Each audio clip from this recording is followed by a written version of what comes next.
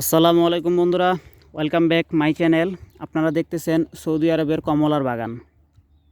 জি বন্ধুরা, আমি যে বাগানটির মধ্যে রয়েছি এই বাগানটি সৌদি আরবে অবস্থিত, পবিত্র সৌদি আরবে অবস্থিত।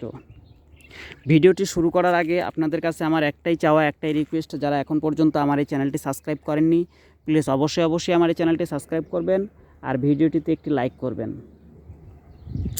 Hello everyone, please subscribe my channel and like this video. তো বন্ধুরা, বেশি কথা বলবো না। আপনারা দেখতেছেন সৌদি আরবের কমলার বাগান। এই যে গাছটি আপনাকে আমি দেখাচ্ছি, এই গাছটি গত বছর আপনার অনেক কম কমলা এসেছিল।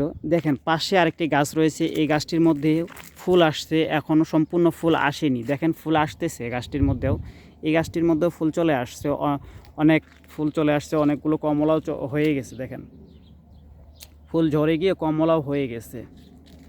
দেখেন এই যে ডালটি আপনারা দেখতেছেন এখানে, ডালটি কত ছোট ডাল, দেখেন কত চিকন ডাল, তারপরেও কতগুলো কমলা চলে আসছে দেখেন। তাই আপনারা চাইলে এরকম সুন্দর সুন্দর কমলার গাছ আপনার বাড়ির চারপাশে রোপণ করতে পারেন। যদি আপনারা আপনাদের বাড়ির চারপাশে এরকম সুন্দর সুন্দর কমলার চারা রোপণ করেন তাহলে প্রতি বছর আলহামদুলিল্লাহ অনেক অনেক আপনারা কমলা পাবেন, যে কমলা থেকে আপনারা আপনাদের কমলার ঘাটতি পূরণ করতে পারবেন, আপনাদের নিজস্ব চাহিদা মেটাতে পারবেন। জি বন্ধুরা, আপনারা দেখতেছেন সৌদি আরবের কমলার বাগান। সো এই কমলার বাগানে পরিচর্যা করতে হবে আপনার শীতকালীন সময়ে, যে সময় আপনার শীত চলে আসবে সেই সময় আপনার কমলার গাছটির নিচের যে চিকন ডালপালা রয়েছে সেই ডালপালাগুলো কেটে পরিষ্কার করতে হবে। তাহলে আপনার গাছটি অনেক সুস্থ থাকবে এবং সবল থাকবে। তাহলে আপনার বিপুল পরিমাণে ফুল আসবে গাছের মধ্যে, এবং যত ফুল আসবে ততই কমলা চলে আসবে গাছে, যত ফুল আসবে তত কমলাও হবে গাছের মধ্যে।